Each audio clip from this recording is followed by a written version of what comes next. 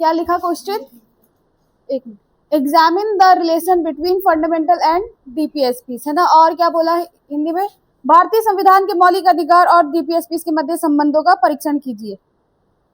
अब देखो, संबंध बताने ना, रिलेशन बताने, वो रिलेशन कैसे लिखोगे आप। अब रिलेशन के डायमेंशन कैसे आने चाहिए भाई, मैं तुम्हें एक एग्जाम्पल की फॉर्म में समझा रही हूँ।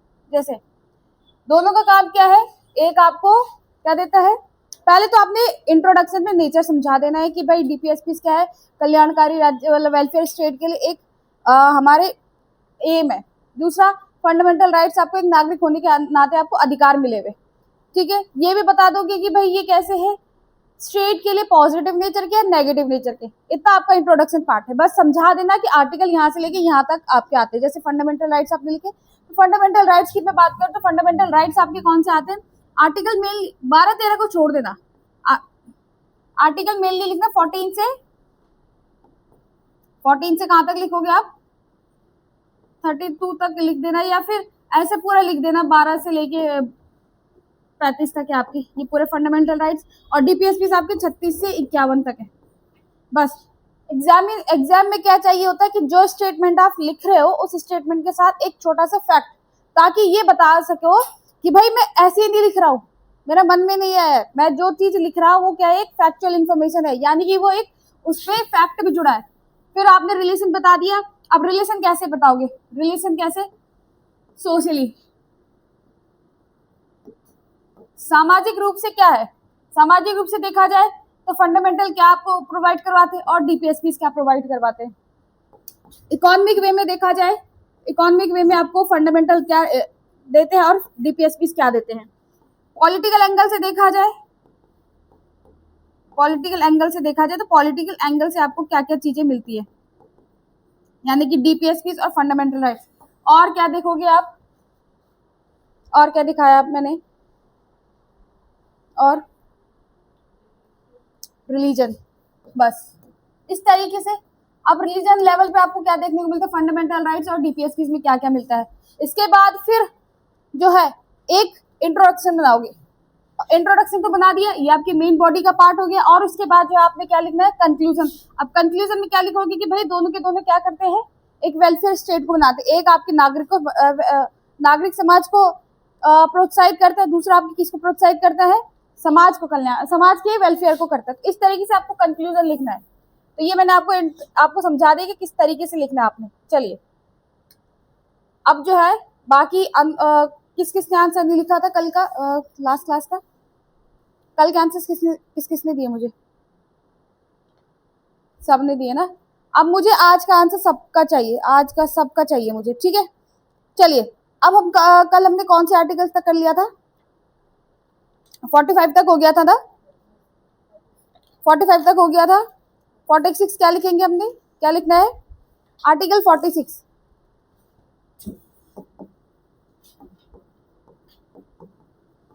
हिंदी वालों ने लिखा हुआ है, फोटो ली थी कल, आर्टिकल 46 लिखेंगे।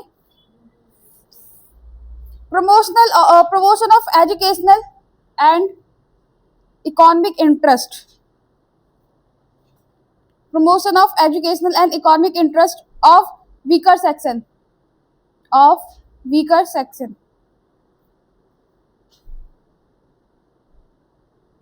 अकाउंटेंट असिस्टेंट का सिलेबस देखा था आपने अमन, कैसा लगा, करने के लिए है। कल तो सैटरडे हो गया ना, वरना मैं तुम्हारे लिए बुक लेके आती, मंडे को लेके आऊंगी मैं बुक, तो तुम देख लेना। लेकिन वो तुम्हारे लिए नहीं रहेगी, फोटोज लेके मुझे वापस चाहिए, वो मेरी खुद की बुक नहीं है। चलो बाकी तो हाँ ठीक है, उसमें ना देख लेना कुछ कंटेंट जो है ना, कुछ सिलेबस थोड़ा सीए का भी है, सीए जो फाउंडेशन लेवल पे है ना उसका भी है, तो उसमें एक बार सिलेबस देख लेना, एनालाइज कर लेना क्या क्या चीज़ें है। ईजी है, ज़्यादा टफ नहीं है। 100 नंबर का पेपर को 100 नंबर में कितनी कट ऑफ जाएगी, ज़्यादा से ज़्यादा 70-75। जनरल कैटेगरी में 75 अगर क्रॉस है आपकी तो आप सेफ जोन में हो। फिर अपनी कैटेगरी वाइज प्लस माइनस करके देख लेना। लिखेंगे promotion of education and economic interest of weaker section, लिखेंगे इसमें next point, the government should इसके बाद पहला पॉइंट, द गवर्नमेंट शुड, पहला point, help weaker section of society, help weaker section of society improve their education and economic condition, improve their education and economic condition.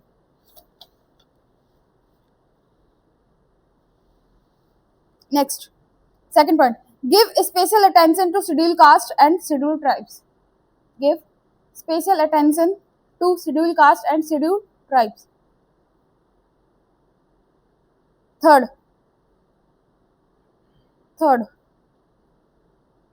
protect them from social injustice and exploitation, protect them from social injustice and exploitation.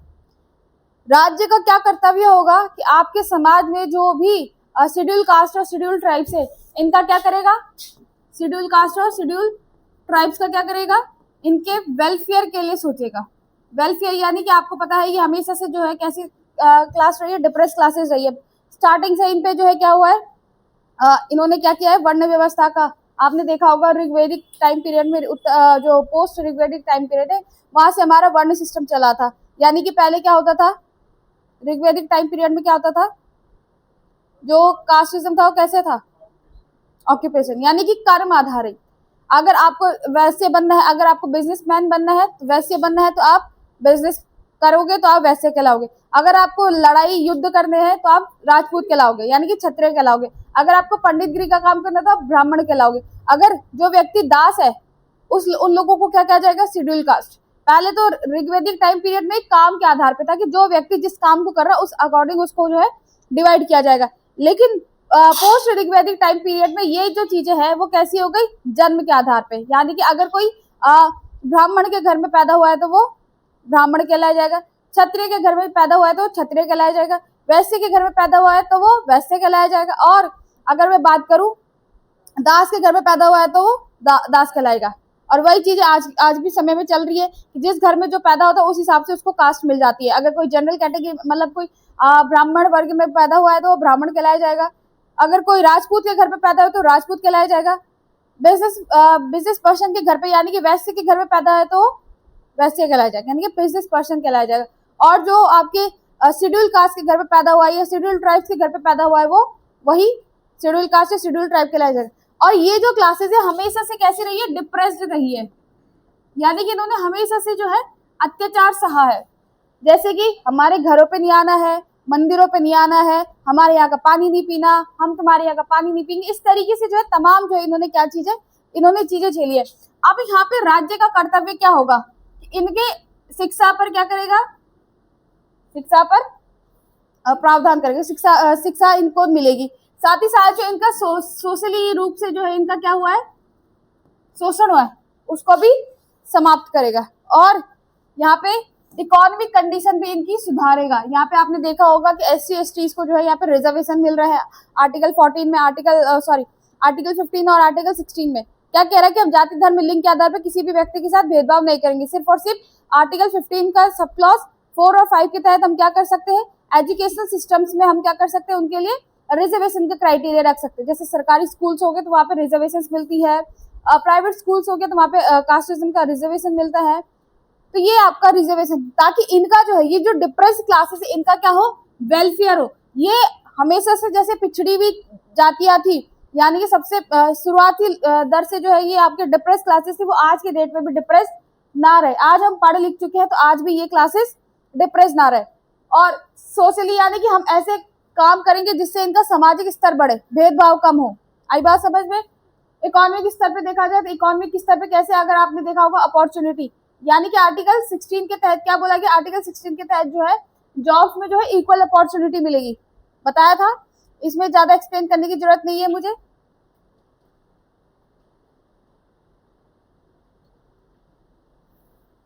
आ जाओ फिर, कल से नहीं आने दूंगी अगर इतना late आए तो 46 आर्टिकल समझ में आया, आया इधर समझ में। चलिए नेक्स्ट लिखेंगे 47।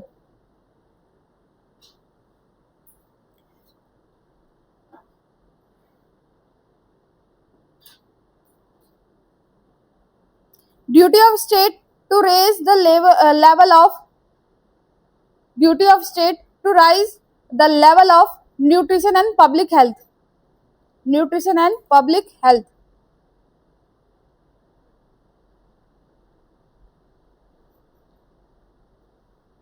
यहाँ पे बस ये है कि आर्टिकल 47 कहता है कि राज्य का कर्तव्य होगा कि कोई भी अगर भारत का नागरिक है, सिटीजन है, तो उसको जो है उसका न्यूट्रिशन लेवल यानी कि पोषण स्तर अच्छा हो, और मैं बात करूं उसका जीवन स्तर अच्छा हो, जीवन और जो है वो एक स्वस्थ लाइफस्टाइल जिए, स्वस्थ जीवन जिए। लिखेंगे the government should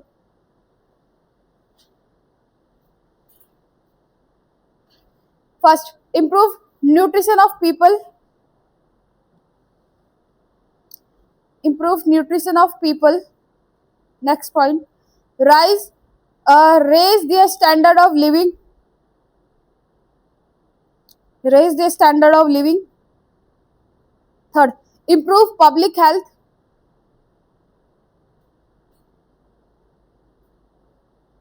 Public health. Fourth, try to stop the use of alcohol. Try to stop the use of alcohol and harmful drugs. Try to stop the use of alcohol and harmful drugs except when used for medical purpose.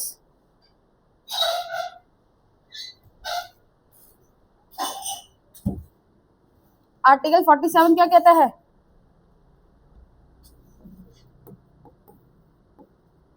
जीवन स्तर को सुधारना।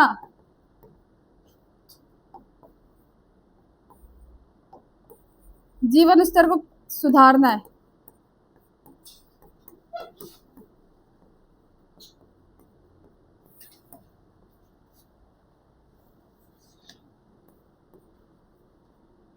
आई बात समझ में? Article 14 क्या कहता है? जीवन स्तर को सुधारता है। अब जीवन स्तर कैसे सुधरेगा? मादक पेय मतलब होता है ड्रग्स, जो अल्कोहल होता है, मादक बोलते जिन्हें।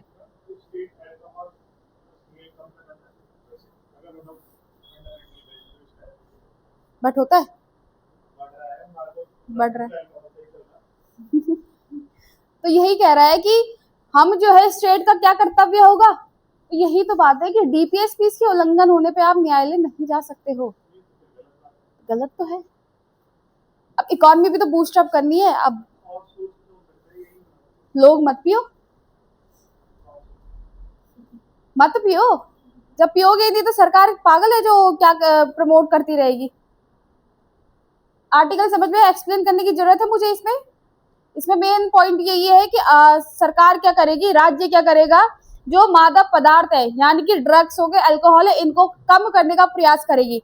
इनका जो है इनके सेवन के लिए रोक करेगी, इनका सेवन ना करने के लिए लोगों को प्रोत्साहित करेगी। और अगर कहीं पे ड्रग्स और अल्कोहल यूज हो भी रहे तो सिर्फ और सिर्फ मेडिकल पर्पज से, जैसे आपने खांसी की दवाई सुनी, खांसी की दवाई होती है उसमें जो है थोड़ा बहुत अल्कोहल मिलाया जाता है, और भी जो आपकी मेडिसिन वगैरह होते हैं उसमें थोड़ा बहुत ड्रग्स मिलाया जाता है, क्योंकि ड्रग्स जो है मेडिसिनली बहुत इंपॉर्टेंट होता है। अब वो अलग तरीके के ड्रग्स और हो गए, और जो है मेडिकल पर्पज के रूप में अगर देखा जाए तो ड्रग्स इंपॉर्टेंस रखते हैं और अल्कोहल भी।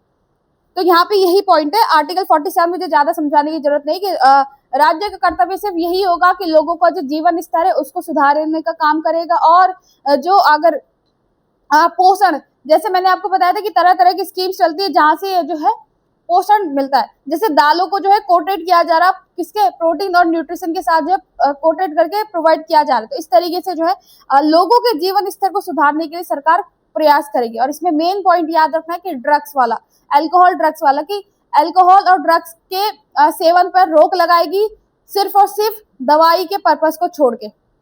Now article 48 Organization of Animal Husbandry, Organization of Animal Husbandry and Agriculture.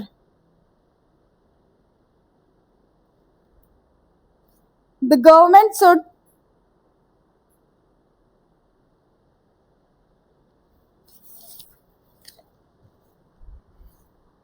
Photo लो जहां से छूटा है। उसके बाद मुझे वापस करना। द गवर्नमेंट शुड, पहला point, develop agriculture and animal husbandry, develop agriculture and animal husbandry using modern and scientific methods, using modern and scientific methods. Next point, improve and protect the breeds of animal, breeds, improve and protect the breeds of animal.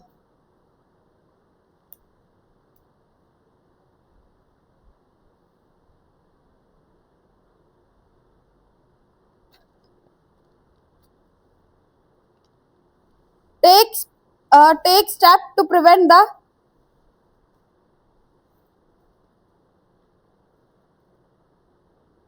the killing of cows and other milk producing animal, and other milk producing animal. क्या मुझे explain करने की जरूरत है? क्या मुझे explain करने की जरूरत है? ये राज्य का क्या काम होगा कि जो दुधारू पशुएं होते हैं जिनसे हमें मिल्क प्रोड्यूस होता है, उनका जो है उनका रखरखाव कैसे करना है। जैसे आपने देखा होगा कि अब जो है जैसे घसियारी योजना सुना होगा आपने, उत्तराखंड में चलती है कि सरकार जो है घर घरों में लोगों को जंगल ना जाना पड़े, इसलिए जो है घास प्रोवाइड करवाती है घरों पे, है ऐसा। अब आप लोग लुफ्त नहीं उठा रहे हो, अलग बात है, लेकिन सरकारी योजनाएं बहुत सी चलती है जिससे एनिमल, अब देखा आप लोगों ने देखा होगा कि फार्म मुर्गी जो है सरकार के द्वारा दी जाती है लोगों को परियोजनाएं, फिर बकरियां भी दी जाती है। इस तरीके से आपकी जो तमाम तरीके की परियोजनाएं चल रही है जिनसे आपका जो है जो दुधारू पशु हो गए या फिर कोई भी पशु हो गया उसका रखरखाव कैसे करना है। दूसरा कि हम एग्रीकल्चर को कैसे प्रमोट करें। लगभग जो है 50% की आबादी जो आपकी किसमें एग्रीकल्चर पे आज भी इंगेज है, और एग्रीकल्चर काफी इंपॉर्टेंट हमारे लिए, है ना। तो अगर मैं बात करूं तो लगभग 50% लोग जो है, अब ये सारे के सारे कैसे हैं, पुरानी तरीके से खेती कर रहे हैं। अब हम नए टेक्निक्स को अपनाएंगे, नए मॉडर्न जो टूल्स होते हैं, अभी आपने अब परियोजना मुझे याद नहीं आ रही, लेकिन एक योजना है जिसके तहत गांव के लोगों को जो है, गांव की महिलाओं को मॉडर्न टूल्स मिलते हैं एग्रीकल्चर करने के लिए। एक ट्रैक्टर जैसा होता है, उसको हाथ से चलाते हैं, वो जो बुताई करने के लिए होता है। तो इस तरीके से जो है मॉडर्न जो है एलिमेंट्स या मॉडर्न टूल्स दिए जाते हैं सरकार के द्वारा लोगों को, जिससे हमारा एग्रीकल्चर जो है प्रमोट हो सके। आई बात समझ में? आर्टिकल 48 यही कहता है। और सरकार ये भी प्रयास करेगी कि जो दुधारू पशु है उनको मारा ना जा सके, चाहे लोगों के द्वारा मारा ना गया हो, या फिर अगर मैं बात करूं तो जो आपके जंगली जानवर होते हैं इनके थ्रू भी जो है इनको मारा ना जाए। तो बेसिकली बात करी जाए तो आर्टिकल 48 आपका सिर्फ और सिर्फ किससे रिलेटेड है? एनिमल हस्बेंड्री और एग्रीकल्चर से रिलेट करता है। Article 49,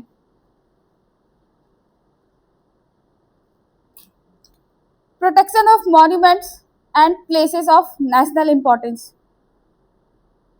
protection of monuments and places of national importance.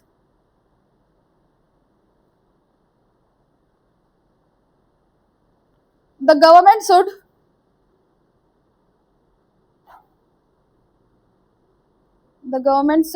first point,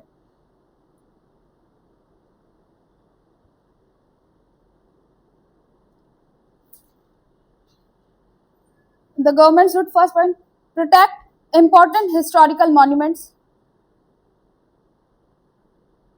protect important historical monuments. Second, protect place of national importance, places of national importance. Second, places of national importance. Nandini क्यों नहीं लिख रही हो? आपने लिख रखा है। Third, protect objects of artistic और हिस्टोरिकल वैल्यू। जितने भी आपके जो मॉन्यूमेंट्स वगैरह हो गए, ये फिर बोला जाए ताजमहल, लाल किला, आगरा, जितने भी आपके जो मॉन्यूमेंट्स हो गए हिस्टोरिकल मॉन्यूमेंट्स, उनका रख रखाव करने के लिए, उनका संरक्षण रखने के लिए जो है सरकार का ये कर्तव्य होगा। साथ ही साथ आपका भी दायित्व है। आर्टिस्टिक और हिस्टोरिकल वैल्यूज, आर्टिस्टिक और हिस्टोरिकल वैल्यूज। 49। अब देखो ये आर्टिकल्स जो है ना इन्हें बहुत लीनियंट वैल्यू पॉइंट पे लिखा है, तो मेरे को ज्यादा नहीं लगता कि मुझे एक्सप्लेन करने की जरूरत होगी। पहला पॉइंट आप समझ सकते हो कि protection of monuments and places of national importance. बस समझ जाओ कि राज्य का काम क्या होगा, कर्तव्य क्या होगा राज्य का, कि जो आपके हिस्टोरिकल मॉन्यूमेंट्स है उनका प्रोटेक्शन करना, उनका रख रखाव किस तरीके से किया जाए, क्योंकि वो हमारी एक ऐतिहासिक धरोहर है। वो हमें बताती है कि हाँ भाई हमारा जो कल्चर है वो कैसा था, हमारे पे अंग्रेजों ने रूल किया, अंग्रेजों की चीजें हमारे पास है, हम पे मुस्लिम्स ने रूल किया, मुस्लिम्स की चीजें हमारे पास है। तो वो हमारी हिस्टोरिकल मॉन्यूमेंट्स के रूप में हमें उनका एक रख रखाव करना चाहिए, ताकि हमें पता चले कि हाँ भाई हमारा जो इंडिया है वो कल्चरल डाइवर्सिटी कितनी ज्यादा है उसमें। चलिए आर्टिकल 50 की मैं बात करूं, आर्टिकल 50 आपका बहुत इंपॉर्टेंट रहने वाला है, इस पे क्वेश्चन बना हुआ है, लिखेंगे इसमें article 50, separation of judiciary from executive, separation of judiciary from executive. अच्छा जुडिशरी और एग्जीक्यूटिव पता है आपको अमन? नहीं पता है तो मैं आपको एक्सप्लेन कर दूंगी।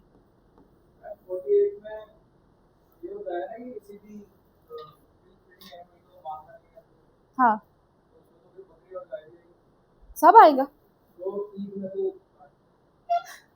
अब वो उनका कल्चर है ना, अब कल्चर के हिसाब से भी है, लेकिन अब देखो, अब जब आप लोगों के घर में जो आपकी पूजा होती है उसमें भी तो पशु बलि दी जाती है, तो थोड़ा हम कल्चर के वे में तो देख सकते हैं। अब इलीगल वे में मानना अलग बात है, और एक कल्चर को प्रमोट करना, एक कल्चर के साथ हमारा जो आपका त्योहार है, तीज त्योहार, जैसे आपके मान लो कि मैं बात करूं आपके जो हमारे यहाँ तो क्या होता है उत्तराखंड में कि कुटुंब का जो परिवार की जो बड़ी पूजा होती है तो उसमें पशु बलि दी जाती है, दी जाती है, हाँ या ना में जवाब दो।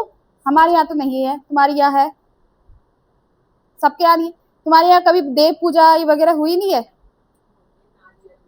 हाँ नारियल से हो जाती है, हमारे यहाँ नारियल से होती है। तो कुछ ऐसे कल्चर है जहाँ जो है पशुओं को मारा जाता है। अभी जैसे आप लोग देखा होगा, खैर अलग अलग कल्चर है यहाँ, तो एक कल्चर का प्रमोट करने में और इलीगल वे में, अभी जैसे आपका ये बहुत चला था, ये ईद में अभी आया था ना कि गाँव जो है गाय की मीट वाला केस चला था, ये बहुत आ रही बात समझ में।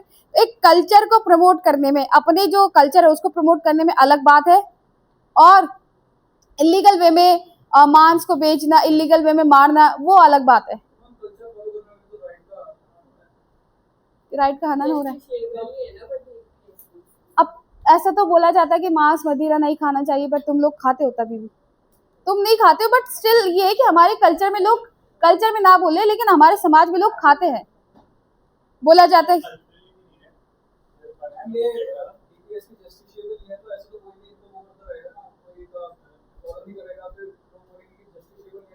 वो सरकार के प्रति है, सरकार के लिए, आपके लिए नहीं है, आप फॉलो करो ना करो उससे कोई मतलब नहीं, आपके लिए तो है ही नहीं है, ये सरकार के लिए, कि सरकार का ये दायित्व होगा। अब सरकार नहीं करती वो बात अलग है, लेकिन सरकार ने डीपीएसपी में बोला, अब सरकार तो अल्कोहल को भी प्रमोट करती है, लेकिन लिखा है उसने कि अल्कोहल को हम प्रमोट नहीं करेंगे। सरकार ने ये भी लिखा है कि हम जो है पशु बलि को नहीं मानेंगे, पशु बलि जो है आपके लिए एक अपराध हो गया, लेकिन सरकार तब भी प्रमोट करती है। अगर देखा जाए तो ग्राउंड लेवल पे इन्हीं के ही जो है काम ज्यादा चलते रहते हैं इनके लिए, ये पशु बलि वगैरह हो गया, तो ये एक जस्टिसेबल नहीं है। आप ये नहीं बोल सकते कि भाई डीपीएसपी का अगर हमारा हार्म किया जा रहा है तो हम न्यायालय चले जाए, ये सरकार के लिए, आपका अपना नहीं है।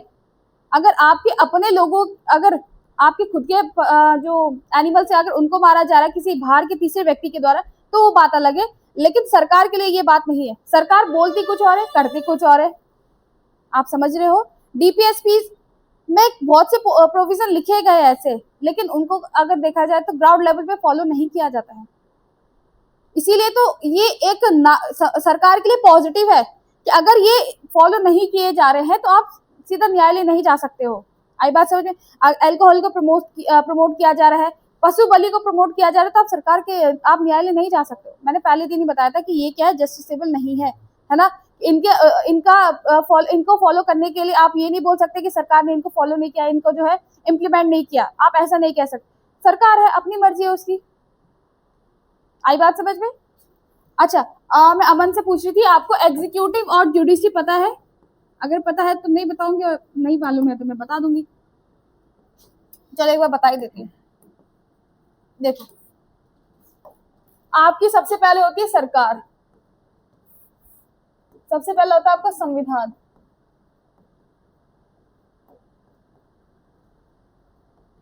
जो कि आपकी किसको चलाता है, सरकार, यानी कि गवर्नमेंट को चलाता है। आई बात समझ में? सरकार किसको चलाती है, नागरिक, यानी कि लोगों को।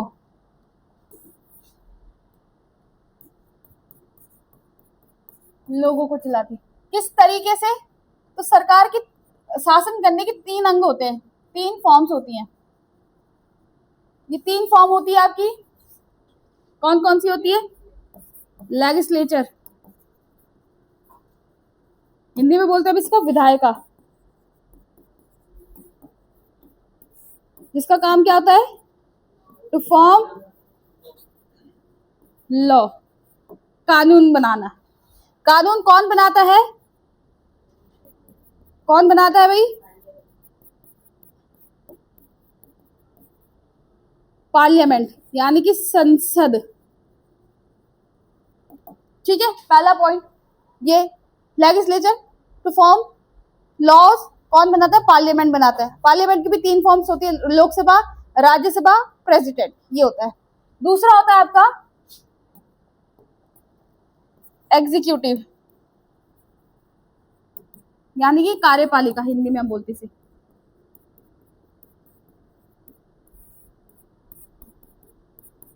टू इम्प्लीमेंट लॉज, सरकार ने यानी कि पार्लियामेंट ने जो कानून बनाया वो कौन इम्प्लीमेंट कराएगा, आप लोग। कौन? कल को आईएएस पीसीएस अधिकारी बने, आप लोग करवाओगे। गवर्नर करवाता है, प्रेसिडेंट करवाता है, प्राइम मिनिस्टर करवाता है, तमाम जो एग्जीक्यूटिव में जितनी भी बॉडीज आती है आपकी, प्रेसिडेंट, गवर्नर, चलो गवर्नर तो स्टेट लेवल पे आ गया ना, प्रेसिडेंट हो गया, प्राइम मिनिस्टर हो गया, आप लोग हो गए, मतलब सिविल सेवक हो गए, तो ये सब जो है इम्प्लीमेंट करवाने का काम करते हैं एग्जीक्यूटिव। इसके बाद आता है थर्ड फॉर्म आती है आपकी जुडिशरी। क्या काम होता है जुडिशरी का? जुडिशरी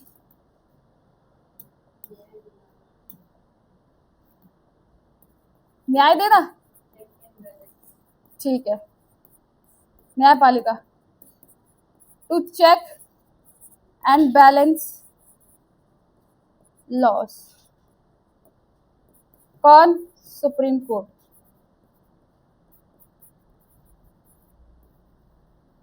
ये कानून बना, कानून इम्प्लीमेंट हुआ, ठीक है।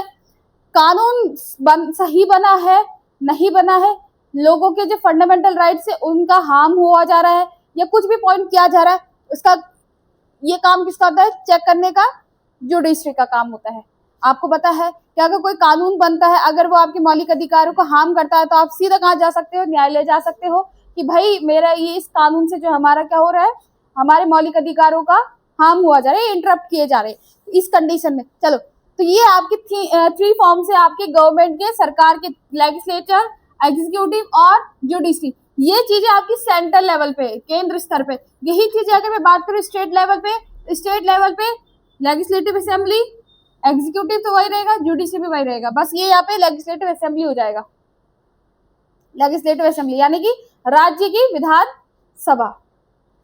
कार्यपालिका यानी कि जो काम करती है, जो न्यायपालिका जो न्याय देती है, ये याद रखना। चलो, आर्टिकल 50 कहता है कि separation of executive and judiciary. इससे पहले क्या होता था कि कार्यपालिका ही आपकी क्या काम कर रही है, न्याय देने का काम भी कर रही है। मतलब कि आर्टिकल 50 के तहत ये कहा गया है कि एग्जीक्यूटिव और जुडिशरी है, उन दोनों का काम जो है सेपरेट कर दिया जाएगा। एग्जीक्यूटिव का काम सिर्फ और सिर्फ कानून को इम्प्लीमेंट करवाना है, लॉ को इम्प्लीमेंट करवाना है ग्राउंड लेवल पे, और जुडिशरी का काम सिर्फ और सिर्फ क्या है, चेक और बैलेंस करने का, सिर्फ और सिर्फ न्याय देने का, और ये चेक करने का है कि आपका जो कानून है वो आपके मौलिक अधिकारों का इंटरप्शन तो नहीं कर रहा है या फिर कोई उनको हार्म तो नहीं कर रहा है। सिर्फ और सिर्फ ये काम है। चलिए देखिए आर्टिकल 50 बोलता है separation of judiciary from executive, executive से जुडिशरी को सेपरेट करवाना, separation of judiciary from executive. लिखेंगे the government should ensure that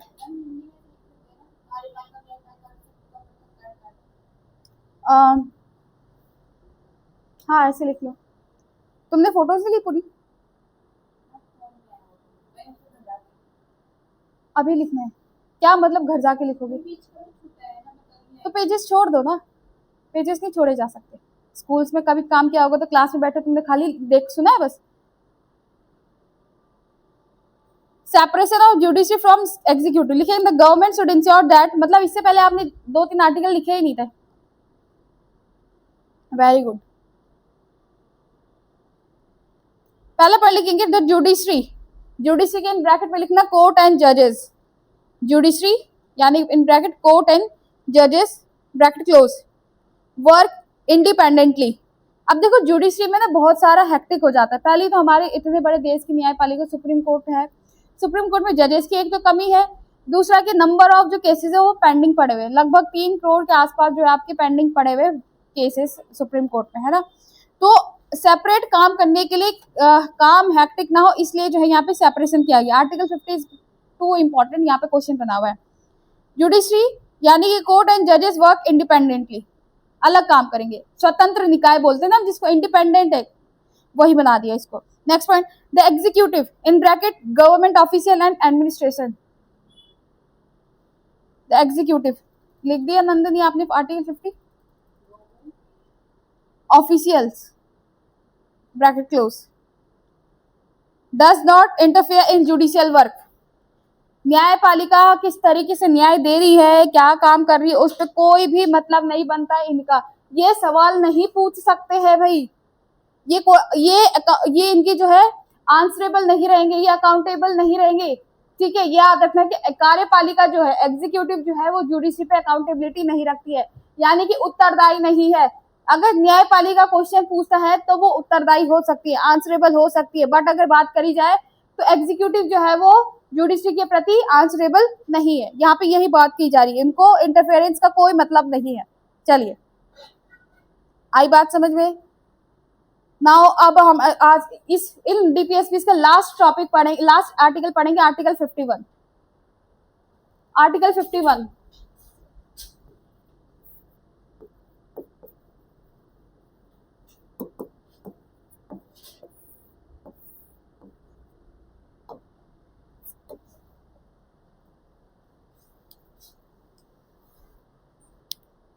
promotion of international place and security,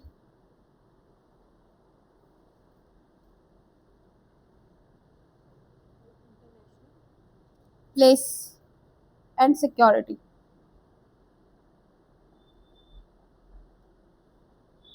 The government should,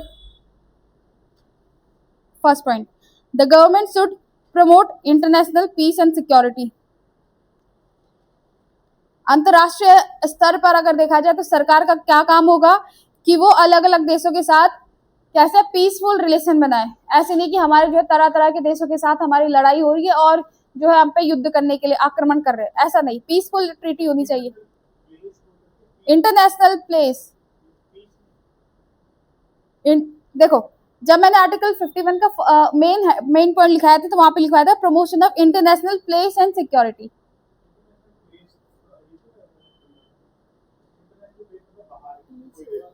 बाहरी देशों के साथ हम क्या करेंगे, बाहरी देशों के साथ हम एक तो अच्छे संबंध रखेंगे, दूसरा हमारी जो आपके देश की जो सुरक्षा है उसको हमने प्रमोट करना है।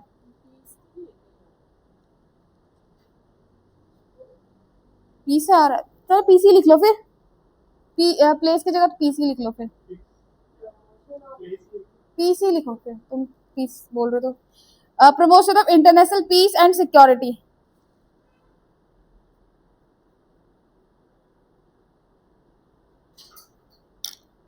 द गवर्नमेंट शुड, फर्स्ट लिखेंगे first point, the government should में फर्स्ट पॉइंट लिखेंगे promote international peace and security.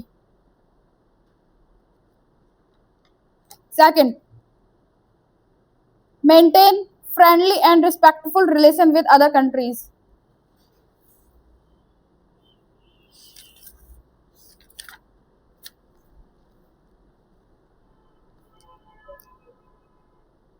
Maintain friendly and respectful relation with other countries. Third, respect international laws and treaties. respect international laws and treaties. Fourth, encourage peaceful settlement of disputes.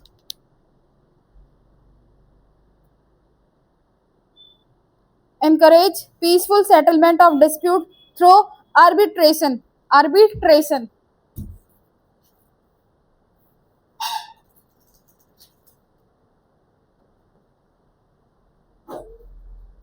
Arbitration यानी मध्यस्थता। मध्यस्थता कैसे लिखते हैं? ये आधा सा है मध्यस्थता। आर्टिकल 51 क्या कहता है कि हमारे जो है क्या होना चाहिए, हम एक तो इंटरनेशनल पीस और सिक्योरिटी को मेंटेन रखेंगे। हमारे जो अलग अलग देशों के साथ संबंध है वो कैसे होने चाहिए, रिस्पेक्टफुल होने चाहिए, फ्रेंडली होना चाहिए। ऐसे नहीं कि हम हमारे जो हर देश के साथ एनिमी वाले रिलेशन हो, कल को कोई भी देश आके हम पे आक्रमण कर दिया, उससे क्या होगा, हमारी एक तो इंटरनल सिक्योरिटी इफेक्ट होगी, दूसरा सबसे मेन जो इफेक्ट होता है इकोनॉमी। हम बड़ी मुश्किल से तो धीरे धीरे करके चल रहे, उसके बाद अगर कोई एनिमी हम पे अटैक कर दिया, एनिमी अगर या फिर किसी भारी देश ने हमारे साथ युद्ध कर दिया, तो हमारी इकोनॉमी सबसे ज्यादा इफेक्ट करेगी। किसी भी देश में अगर युद्ध चल रहा है तो सबसे ज्यादा वहां की जो है इकोनॉमी पे इफेक्ट पड़ता है। सारा का सारा खर्चा जो है डिफेंस में यूटिलाइज हो जाता है। तो इसीलिए अभी देखो ऑपरेशन सिंदूर हुआ था तो लोगों ने बोला कि भाई पाकिस्तान पे आक्रमण क्यों नहीं किया। चल रहा था बहुत, सोशल मीडिया में यही चल रहा था कि भाई पाकिस्तान पे हमने जो है ये बहुत अच्छा मौका था कि हम पाकिस्तान को एक्वायर कर ले। क्या हो जाता है एक्वायर करके, और ज्यादा डिस्प्यूट हो जाता है इंडिया में। वहां के लोग पहले हमको देख के खूंखार है, यहाँ के लोग पहले उनको देख के नेगेटिव नैरेटिव लेके चलते हैं। अगर इंडिया के एक्विजिशन में आ भी जाता तो क्या हो जाता, और ज्यादा डिस्प्यूट होते, फिर और ज्यादा जो है हमारे इंटरनेट सिक्योर, क्योंकि वो एरिया सबसे ज्यादा कैसा है, आतंकवाद से रिलेटेड है। सबसे ज्यादा देखा जाए तो ये जो पाकिस्तान अफगानिस्तान वाला एरिया, जो अफगानिस्तान के साथ तो हमारे रिलेशन अच्छे हैं, भाईचारे वाले रिलेशन है, वहां के लोग हमको पसंद करते हैं। अगर ईरान कुवैत की बात करें तो इधर के लोग भी हमको पसंद करते हैं। लेकिन यहाँ पे जो पाकिस्तान वाला एरिया ना वो थोड़ा डिस्ट्रक्टिव है, डिस्प्यूटेड एरिया से। अगर हम उसको अपने एक्विजिशन में ला भी देते तो क्या हो जाता, पहला तो वहां के लोग जो है सहयोगी नहीं है, कभी सहयोग नहीं करते। हाँ बोलते हैं कि 50% जो आबादी है वहां की इंडिया के अंदर आना चाहती है, इंडिया को पसंद करती है, स्पेशली जो बलूचिस्तान वाला एरिया है, वो वाला एरिया सेपरेट चाहते, बट हम इंडिया के अंदर ही चाहते कि हम इंडिया में ही आ जाए, लेकिन अलग रहे हम। बलूचिस्तानी जो है सेपरेट चाहते, लेकिन मोस्ट ऑफ द जो पाकिस्तानी है वो बोलते हैं कि उनको तब भी इंडिया अच्छा लगता है। बट अगर हम आक्रमण कर भी देते तो क्या होता है, सबसे मेन क्या बढ़ जाती, कहीं ना कहीं हमारी इकोनॉमी को, कहीं ना कहीं नहीं पूरे ज्यादातर देखा जाए तो इकोनॉमी को ही हार्म होता है। लड़ाई करते वहां से भी युद्ध होता, यहाँ से भी युद्ध होता, सारा का सारा पैसा कहाँ जाता है, कहाँ यूटिलाइज होता है, डिफेंस में। जब कोई अगर आक्रमण हो रहा है उस समय जो देश की स्थिति है वो बहुत सेंसिटिव हो जाती है, इमरजेंसी लगती है, अंदर भी जो है डिस्प्यूट होते हैं। देखो एक स्टेटमेंट थी, मुझे याद नहीं आ रहा है, तो स्टेटमेंट ये है कि जब भी कोई वॉर होता है तो हम 2.5 का वॉर करते हैं। 2.5 का वॉर का मतलब होता है कि दो तो अलग राष्ट्र होते हैं जो आपस में लड़ते हैं, 0.5% इंडिया के अंदर ही युद्ध होता है, अलग अलग नैरेटिव सेट हो जाते हैं, अंदर ही जो है यहाँ पे जो है आंदोलन होने लग जाते हैं। कहीं जो है यहाँ पे जाहिर सी बात है कि अगर हम वहां अटैक करेंगे तो यहाँ की कम्युनिटी के लोग भी इफेक्टिव होंगे, तो 2.5 का हमें जो है वॉर झेलना पड़ता है। 2.5 यानी कि इंडिया और एनिमी कंट्री, 0.5 में आप हिंदुस्तानी को ले लो। तो ये एक स्टेटमेंट आई थी, इंटरनल सिक्योरिटी में ही आता है ये पॉइंट, मुझे एक स्टेटमेंट याद नहीं आ रहा कि किसने दी थी।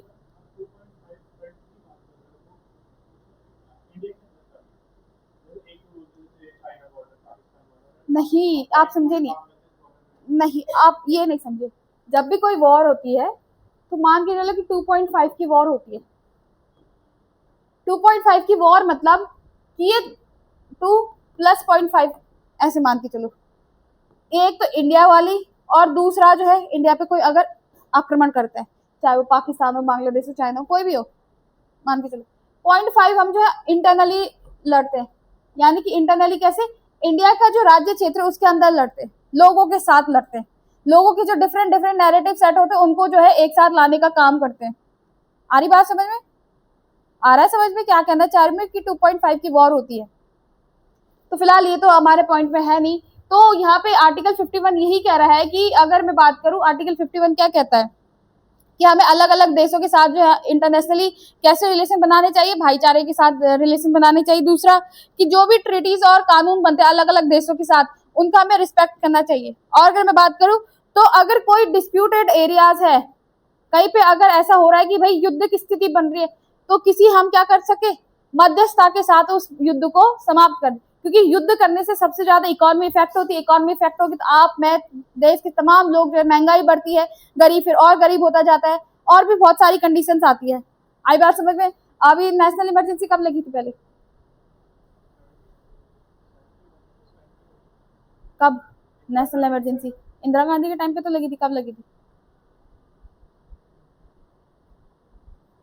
72,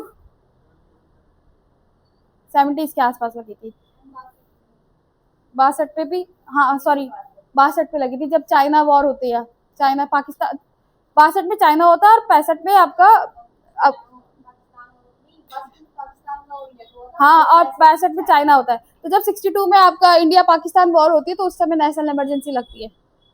फिर 1900 कारगिल कब होती है? 1999 में ना, 1999 कारगिल होती है। तो युद्ध तो बहुत हुए, लेकिन अभी देखा जाए तो अगर हम ऑपरेशन सिंदूर के टाइम पे युद्ध कर भी देते तो क्या ही हो जाता, नुकसान हमको होता।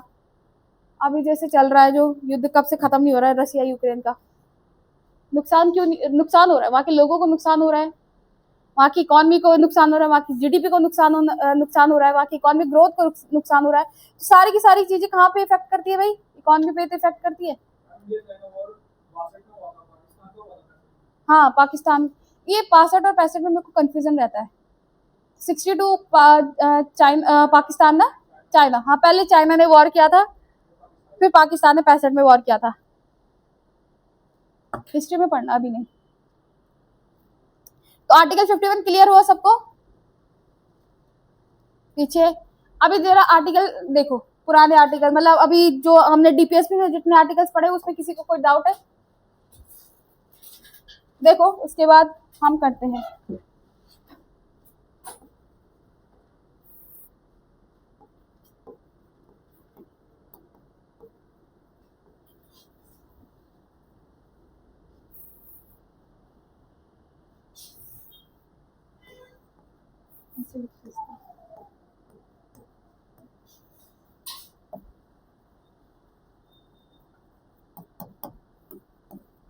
तुम देखो इसमें ध्यान मत दो, मैं जो लिख रही हूँ इस पर ध्यान मत दो।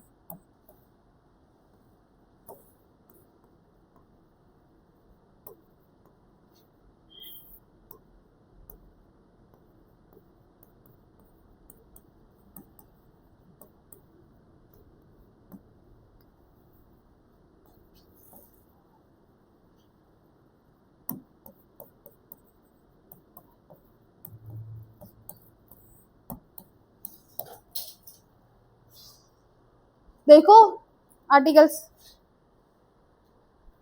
डाउट नहीं है ना? चलो डीपीएसपी की मैं बात करूँ तो डीपीएसपी को 3 पार्ट्स में मेनली डिवाइड किया गया है, समाजवादी, उदारवादिक और गांधीवादी, लिबरल, सोशलिस्ट और गांधीयन। ठीक है, अब ये देखो, अब जो है आर्टिकल लिखोगे आप समाजवादी में, सबसे पहले लिखेंगे समाजवादी में, ऐसी एक टेबल बनाओ जिसमें लिखोगे आप, सोशलिस्ट में लिखोगे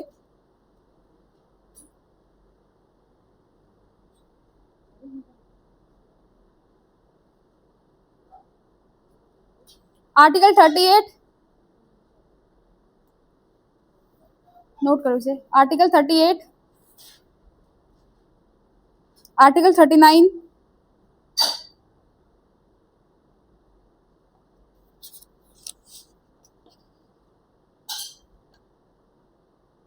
आर्टिकल 43।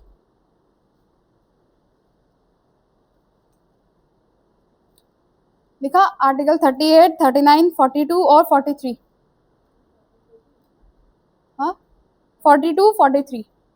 फिर लिबरल में लिखोगे आप, उदारवादी में 44, 45, 44, 45, 48, 49, 50, 51। कुछ चीजें समझने के लिए कम होती है, रटने के लिए ज्यादा होती है, बस समझ के चलना ही चाहिए। गांधीयन में लिखेंगे, गांधीवादी में article 40, article 43, article 46, article 47, article 48। देखो, समाजवादी मतलब समाज का कल्याण करने के लिए। डीपीएसपी को 3 पार्ट्स में डिवाइड किया गया। समाजवादी, सोशलिस्ट, यानी कि जहाँ पे समाज के हर वर्ग, हर जाति का क्या हो रहा है, कल्याण हो रहा है, वेलफेयर हो रहा है। तो देख लेना, मैंने जो आर्टिकल लिखा है देख लेना, पढ़ लेना, तुम्हें अपने आप समझ में आ जाएगा कि भाई समाजवादी क्यों बोला गया है, समाजवादी आइडियोलॉजी क्यों माना गया है। लिबरल की बात करें तो लिबरल मतलब कि जो एकदम, लिबरल क्या होता है, एकदम फ्री। फ्री तो फ्री मान के चलो कि जो आर्टिकल मैंने लिखा है उनको मान के चलना कि ये आपकी लिबरल विचारधारा से रिफ्लेक्ट करते हैं, लिबरल समाज को इफेक्ट रिफ्लेक्ट करते हैं।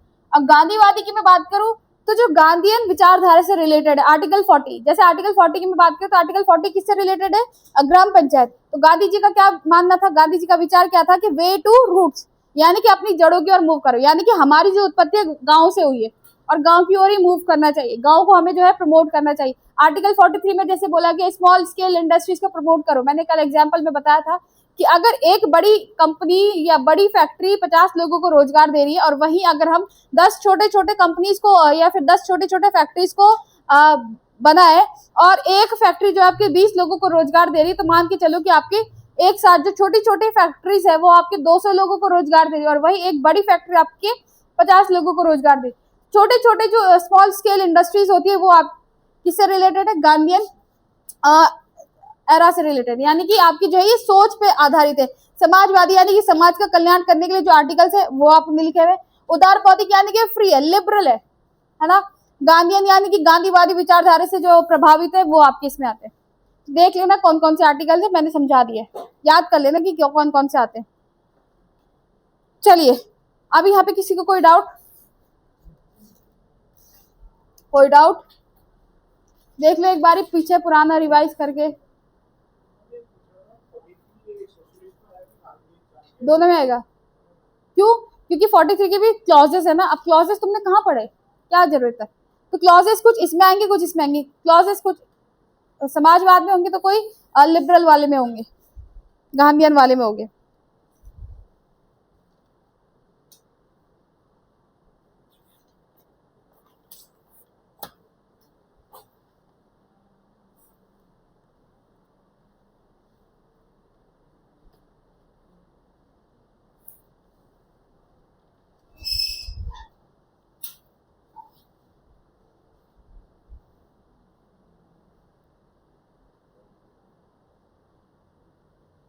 चलिए मूव करें फंडामेंटल ड्यूटीज की ओर। आपके भाग 4 यानी कि हम पढ़ रहे हैं आपका पार्ट 4। पार्ट 4 में आपने डीपीएसपी पढ़े आपने आर्टिकल 36 से लेके आर्टिकल 51 तक, है ना, 36 से आर्टिकल 51 तक। अब जो है यहाँ पे एक कॉन्स्टिट्यूशनल अमेंडमेंट एक्ट हुआ था। कौन सा अमेंडमेंट हुआ था, जिसने पढ़ा वो मुझे आंसर देगा। नहीं पता, खोल के देखो notes, very good. 42nd amendment act हुआ था। देखो पहले मैं लिखवाने से पहले आपको देख लेती हूँ। हम पढ़ेंगे इसी में एक अमेंडमेंट एक्ट हुआ था जिसके तहत हमने फंडामेंटल ड्यूटीज को एड ऑन किया था 51 के ए में, यानी कि 51 के का में हमने जो है फंडामेंटल ड्यूटीज को अडॉप्ट किया था। अगर मैं बात करूं तो फंडामेंटल ड्यूटीज आपके रसिया के संविधान से लिए हमने, जिसको हम विहिमीर का कॉन्स्टिट्यूशन भी कहते हैं। मैंने आपको बताया था कि रशियन कॉन्स्टिट्यूशन को हम विहिमीर का कॉन्स्टिट्यूशन भी कहते हैं। तो ये हमने अडॉप्ट किया है कहां से, चलिए 1970s के आसपास की बात है। इंदिरा गांधी की सरकार चल रही है और 72 में आपका जो है यहाँ पे 72 के आसपास ही 75 के आसपास जो है यहाँ पे इमरजेंसी लगती है। अच्छा जर्मनी का बताया, मेरे को कंफ्यूजन था तो मैंने रसिया का बोल दिया यहाँ पे। तो अडॉप्टेड फ्रॉम रसिया, ये इतना ध्यान रखना। चलो अगर मैं बात करूं तो देख लो एक बार, जर्मनी का ही है कि रसिया का है? जर्मनी का ही है ना? हाँ चलो, अडॉप्टेड फ्रॉम रसिया है ना। चलो ये बात थी।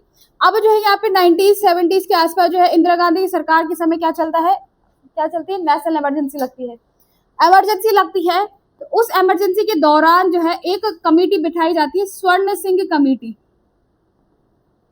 स्वर्ण सिंह कमेटी बनाई जाती है, जिसमें बोला जाता है कि अब हमारे देश में राष्ट्रीय सुरक्षा के संबंधित हमारी क्या है, इमरजेंसी लगी हुई है।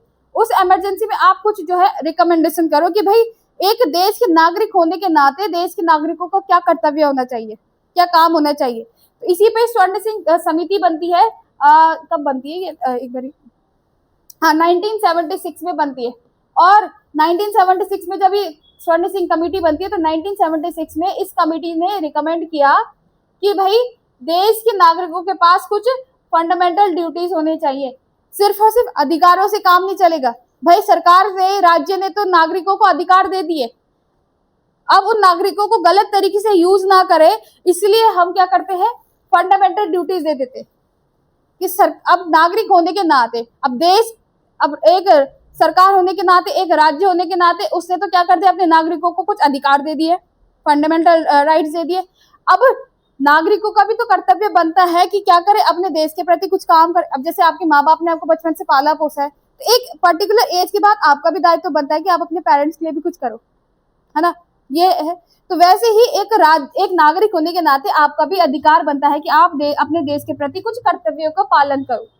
तो वो कुछ कर्तव्य थे। अगर मैं बात करूं तो ओरिजिनल जो कॉन्स्टिट्यूशन था आपका, जो आपका ओरिजिनल कॉन्स्टिट्यूशन था, उस ओरिजिनल कॉन्स्टिट्यूशन में फंडामेंटल ड्यूटीज जैसा कोई टर्म था ही नहीं। जब आपका 1950 में आपका कॉन्स्टिट्यूशन बन के तैयार हुआ तो उस समय क्या था, आपकी फंडामेंटल ड्यूटीज थे ही नहीं, ठीक है। फिर अमेंडमेंट एक्ट होता है, 42nd अमेंडमेंट एक्ट 1976 में, इसके तहत बोला गया कि हम जो है 10 फंडामेंटल ड्यूटीज को जोड़ेंगे, ठीक है, 10 फंडामेंटल ड्यूटीज जोड़ी। उसके बाद फिर 86 कॉन्स्टिट्यूशन अमेंडमेंट एक्ट होता है 2002 में, जिसके तहत 11वीं कॉन्स्टिट्यूशन 11वां फंडामेंटल ड्यूटी को जोड़ा गया। और 86 कॉन्स्टिट्यूशन अमेंडमेंट एक्ट मैंने किस में पढ़ाया था, पीछे इधर आगे गर्ल्स से मैं बात करना चाहूंगी, प्रॉपर्टी, वो तो 44 है, 6 से 14 साल के बच्चों के लिए अनिवार्य शिक्षा का प्रावधान। यानी कि अब एक नागरिक होने के नाते आपका क्या दायित्व बनता है कि आप अपने बच्चों को 8 तक की जो शिक्षा है वो देना अनिवार्य हो जाएगा। इसीलिए तो कहते हैं कि सरकारी स्कूल्स पे 8 तक के बच्चे फेल नहीं होते। चला ये नैरेटिव बहुत चला है कि 8 तक के बच्चे जो है फेल नहीं होंगे। क्यों नहीं फेल होंगे, एक तो उनको पोषण मिलता रहे मिड डे मील स्कीम के थ्रू, दूसरा उनका जो है शिक्षा का विकास होता रहे। तो यहाँ पे ये बात है। तो अगर मैं बात करूँ तो ओरिजिनल संविधान जब 1950 में आपका संविधान बनके तैयार हुआ था तो उसमें फंडामेंटल ड्यूटीज थे ही नहीं, यानी कि एक नागरिक होने के नाते आपके देश के प्रति कोई कर्तव्य था ही नहीं। धीरे धीरे समय बीता, आवश्यकता के अनुसार जो है 10 फंडामेंटल राइट्स को फंडामेंटल ड्यूटीज को जोड़ा गया। और फिर लास्ट अभी 86 कॉन्स्टिट्यूशन अमेंडमेंट एक्ट होता है 2002 में, जिसके तहत 11वां फंडामेंटल ड्यूटीज को जोड़ा गया। बोला गया कि 6 से 14 साल के बच्चों के लिए शिक्षा अनिवार्य हो जाएगी। और वर्तमान की मैं बात करूं तो एट प्रेजेंट टाइम आपके पास फंडामेंटल ड्यूटीज कितनी है, 11 फंडामेंटल ड्यूटीज है। और ये फंडामेंटल ड्यूटीज आपको पता है कि कौन कौन सी होगी, जैसे आपका इन्वायरमेंट है उसका रख रखाव करना, आपके जो हिस्टोरिकल मॉन्यूमेंट्स है उसका रख रखाव करना, संविधान के प्रति निष्ठा भाव रखना। इस तरीके से आपकी 11 फंडामेंटल ड्यूटीज। इतना समझ में, इतना ज्यादा समझने की बात नहीं है। चलिए नोट करते रहेंगे हम। अब लिखेंगे पार्ट 4 फंडामेंटल ड्यूटीज, यानी कि मौलिक कर्तव्य।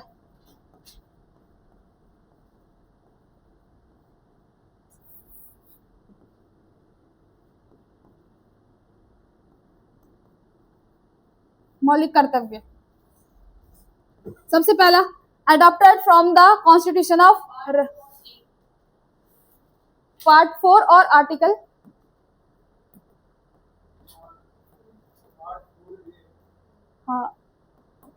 Article 51A। इसमें अमेंडमेंट एक्ट हुआ था ना, तो जब अमेंडमेंट होता है तो उसमें क्या होता है, क्लॉसेस जुड़ते हैं। Part 4A 51A। तो अगर कल को क्वेश्चन पूछा जाए कि आपके फंडामेंटल ड्यूटीज कौन से संविधान के किस पार्ट में है, तो पार्ट 4A और आर्टिकल 51A। मेनली क्वेश्चन जो है यहाँ से बनता है कि 51A में है। चलिए तो लिखेंगे पहला point, adopted from the constitution of रसिया।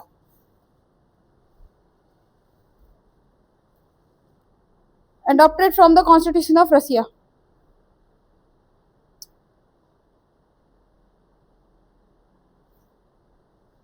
एक और पॉइंट लिखेंगे इसमें, इसमें नोट करके लिखेंगे, Japan is the only country,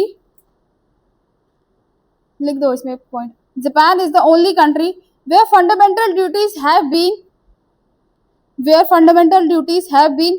an integral part of the constitution, an integral part of the constitution since its inception। यानी कि जापान एकमात्र ऐसा देश है जहां के संविधान, जब उसका संविधान बना था तब से लेके आज तक जो है फंडामेंटल ड्यूटीज इसके संविधान में, अलग अलग जो देश के संविधान है उनमें फंडामेंटल ड्यूटीज जो अलग बाद में आई, धीरे धीरे करके कॉन्स्टिट्यूशन डेवलपमेंट अमेंडमेंट के बाद। लेकिन जापान एकमात्र ऐसा देश है जिसके संविधान में, जो मैं बात करूं तो मौलिक कर्तव्य जैसे तत्व शुरू से ही थे। चलिए नेक्स्ट लिखेंगे, नो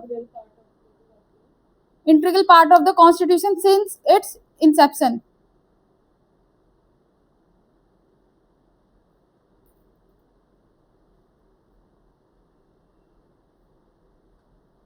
लिखेंगे नेक्स्ट, स्वर्ण सिंह कमेटी 1976 में फॉर्म होती है, स्वर्ण सिंह कमेटी।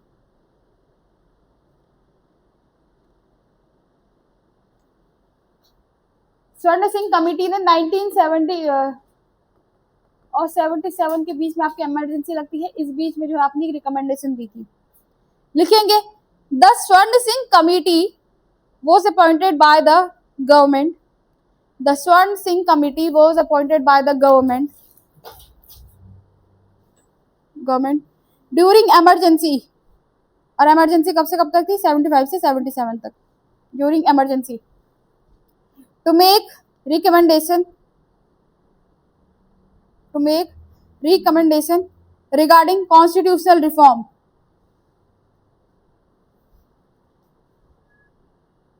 पैराग्राफ चेंज करके लिखेंगे, पैराग्राफ चेंज करना आता है ना, देखो पैराग्राफ चेंज आंसर राइटिंग, ये ना बेसिक चीजें जो आपके आंसर राइटिंग को इनहांस करेंगी। पैराग्राफ चेंज मतलब क्या आपने लिखा, पैराग्राफ चेंज मतलब ये नहीं होता कि यहीं से स्टार्ट कर दे, थोड़ा सा स्पेस छोड़िए ताकि आपकी जो आंसर राइटिंग है वो इनहांस हो सके, ऐसा आपको वहां भी नोट करना है। पैराग्राफ चेंज करके लिखेंगे, the main recommendation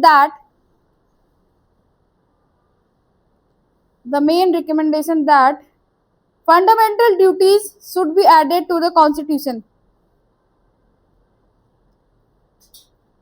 fundamental duties should be added to the constitution so that citizens would also have responsibilities, so that citizens would also have responsibilities towards nation, not just right, towards nation not just rights. यानी कि एक नागरिक होने के नाते आपका कर्तव्य है कि आप क्या करें, अपने देश के प्रति भी कुछ काम करें। चलिए अगर मैं बात करूं तो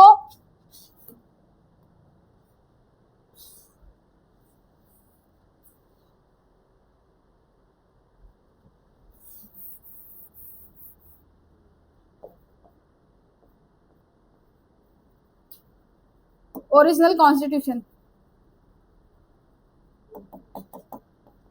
1950,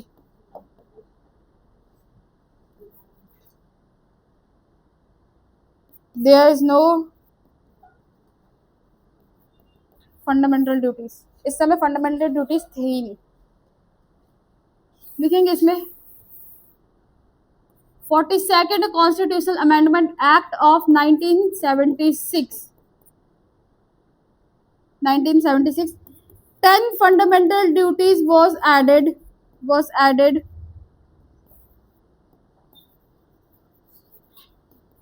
to the constitution of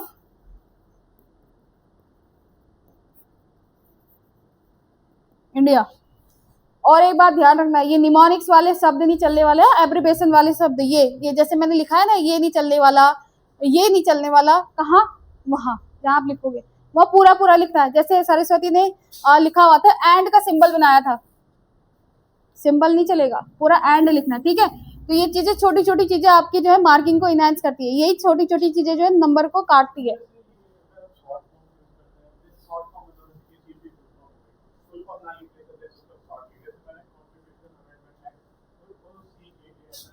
नहीं नहीं नहीं, पूरा लिखना पड़ेगा।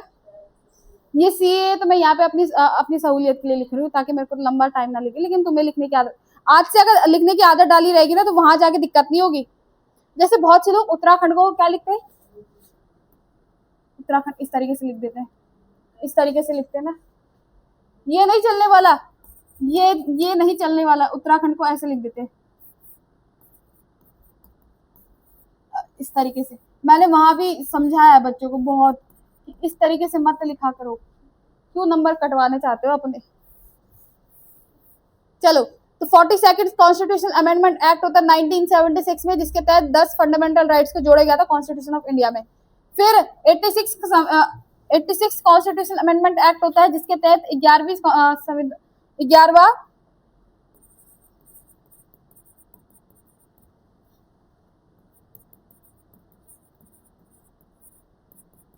11th fundamental duties was added to the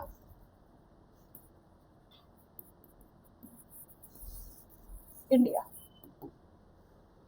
ये जोड़ा गया था। चलो इतना लिखो, उसके बाद अब 1 बाय 1 करके ये 11 के 11 फंडामेंटल ड्यूटीज लिखने वाले हैं। क्या क्या फंडामेंटल ड्यूटीज आपकी,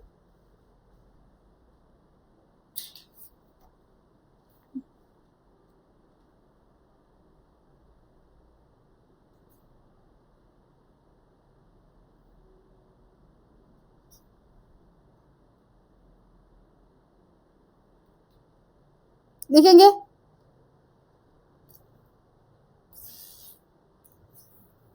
लिखेंगे इसमें आर्टिकल 51A फंडामेंटल ड्यूटीज, इसमें लिखेंगे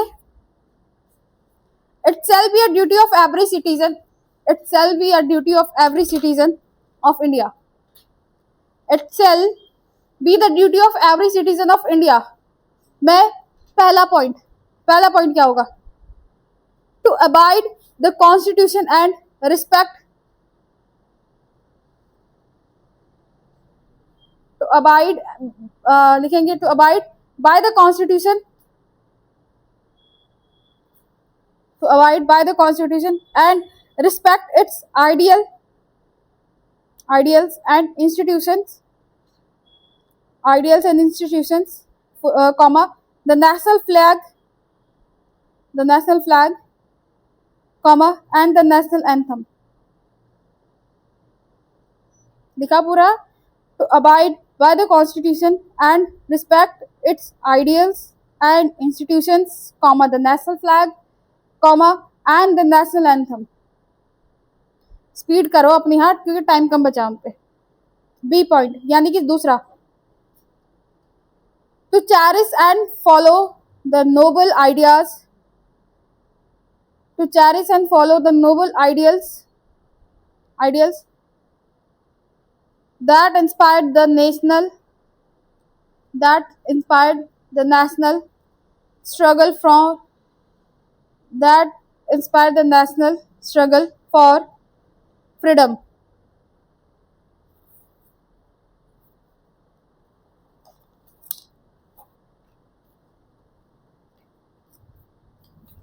पहला क्या कहता है आपका, कि संविधान के जो आदर्श हैं, जो आपका नेशनल एंथम है, जो आपका नेशनल फ्लैग है, उन सब के प्रति आपका प्रेम भाव हो, ठीक है, निष्ठा भाव या प्रेम भाव। दूसरा कहता है कि आपको स्वतंत्रता दिलाने के लिए जिन लोगों ने अपनी शहादत दी है, उन स्वतंत्र सेनानियों के प्रति भी आपका क्या होना चाहिए, एक कैसा होना चाहिए, आपका एक प्रेम भाव होना चाहिए। चलिए, या फिर उनको आगे बढ़ाना चाहिए। Third, to uphold and protect the sovereignty comma unity and integrity of idea यानी कि आपकी जो एकता और अखंडता उसकी रक्षा करना चाहिए। Next, fourth point, to defend the country and render national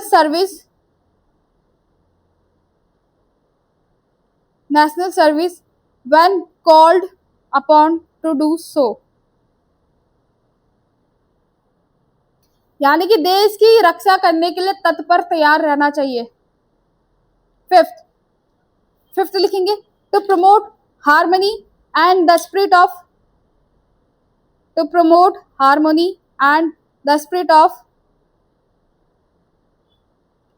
common brotherhood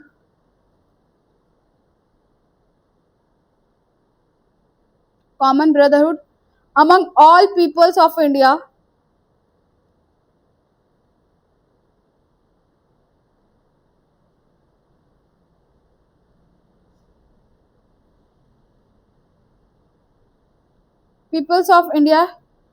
and practice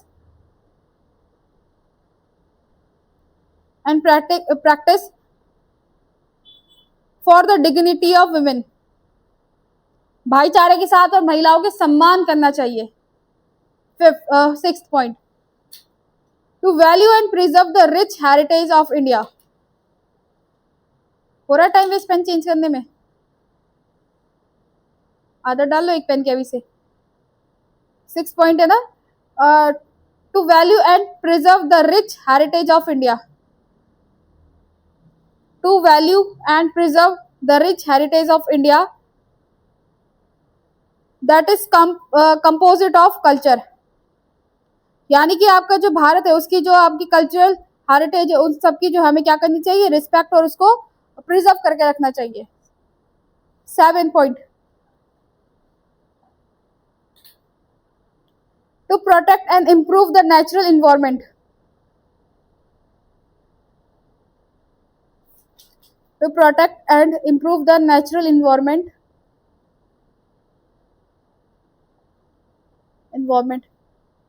including forest, lakes, इन सब में कॉमा लगाना, forest comma lakes comma rivers and wild life and to have compassion for living creatures। In short क्या कह रहा है कि हमें हमारे जो इन्वायरमेंट है, पर्यावरण है, उसका रख रखाव करना चाहिए, उसको प्रोटेक्ट करना चाहिए। 8th, to develop scientific temper comma humanism comma and the spirit of inquiry and reform temper humanism, मानववाद and the spirit of inquiry and reform। यानी कि हमारे अंदर ऐसी स्पिरिट होनी चाहिए कि ताकि हम मानववाद को और जो आपका विकास करने के जो स्तर है उसको हम क्या कर सके, सुधार सके। Next, to safeguard public property and to minimize violence 10th, 10वां लिखेंगे, to strive towards excellence in all spheres, to strive towards excellence in all aspects of individual and collective activities।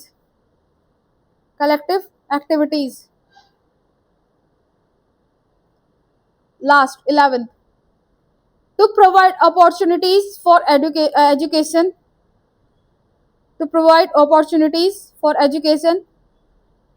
to one's child between the age of 6 to 14 years, between the age of 6 to 14 years, and was added by the 86th Constitutional Amendment Act of age of 6 to 14 years, and was added by the 86th Constitutional Amendment Act of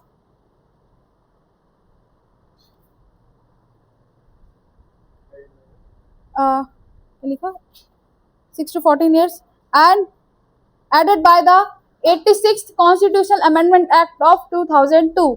यहाँ पे आपका part 4 भी complete होता है, part 4 भाग 4, यानी कि अभी तक हम कितने चैप्टर्स कर चुके हैं? 6-7 चैप्टर्स, तो 6 हो गए कंप्लीट, 6-7 है ना, इतना चैप्टर्स हम कंप्लीट कर चुके हैं। चलिए पुराने रिवाइज करो, उसके बाद पार्ट 5 की ओर मूव करते हैं। देखो कहीं पे कोई डाउट है?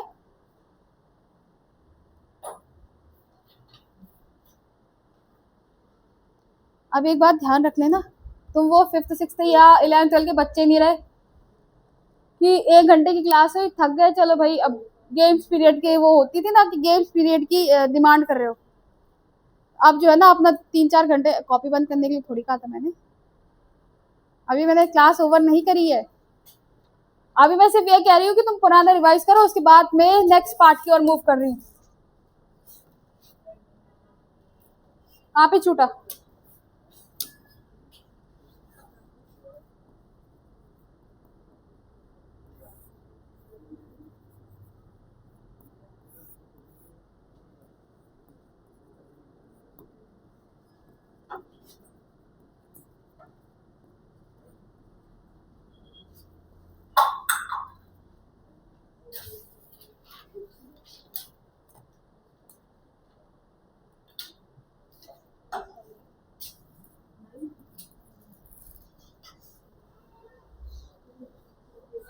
पार्ट 5 सबसे बड़ा है, और इस पार्ट को करने के लिए ना तुम एक काम करोगे, देखो मैं तुम्हें पार्ट 5 और पार्ट 6 ना एक साथ करवाऊंगी, क्योंकि पार्ट 5 आपका सेंटर से रिलेटेड है और पार्ट 6 आपका स्टेट से रिलेटेड है। अगर तुम यहाँ पे प्रेसिडेंट पढ़ोगे तो यहाँ पे गवर्नर पढ़ोगे, प्राइम मिनिस्टर पढ़ोगे, सीएम पढ़ोगे। अगर मैं बात करूं यहाँ पे हाई सुप्रीम कोर्ट पढ़ोगे तो हाई कोर्ट पढ़ोगे। अब तुमने क्या करना है कि कॉपी को लेना है, 2 पार्ट्स कर देने हैं, इस साइड इस साइड, एक तरफ पार्ट 5 के लिए रहेगा, एक तरफ पार्ट 6 के लिए रहेगा। दोनों एक साथ मिक्स करके पढ़ोगे ना तब ज्यादा इजी रहेगा तुम्हारे लिए। आई बात समझ में? आ रही बात समझ में? क्योंकि अगर मैं पार्ट 5 एक साथ कराती हूँ, अलग करवाती हूँ, पार्ट 6 अलग कराती हूँ, तो बहुत वो हो जाएगा, मुश्किल हो जाएगी। साथ साथ में तुम पढ़ते रहोगे ना तो इजी रहेगा तुम्हारे लिए। आ रहा समझ में? मंडे से स्टार्ट करेंगे। एक काम करो, कॉपी के 2 पार्टीशन कर दो। अभी एक तरफ पार्ट 5 लिख दो, एक तरफ पार्ट 6 लिख दो।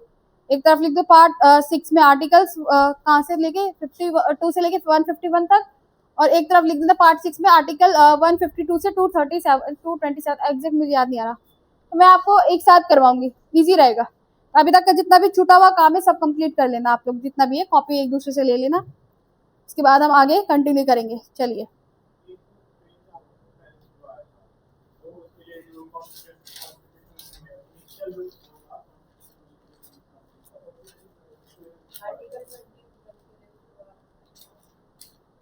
अच्छा वो हाँ,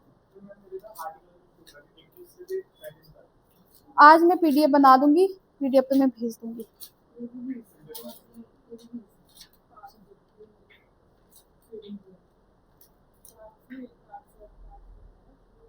हिंदी में ना पार्ट्स, हाँ हिंदी में। और कुछ छूटा है पीछे का जहाँ पे नोट्स जो छूट रखे होंगे?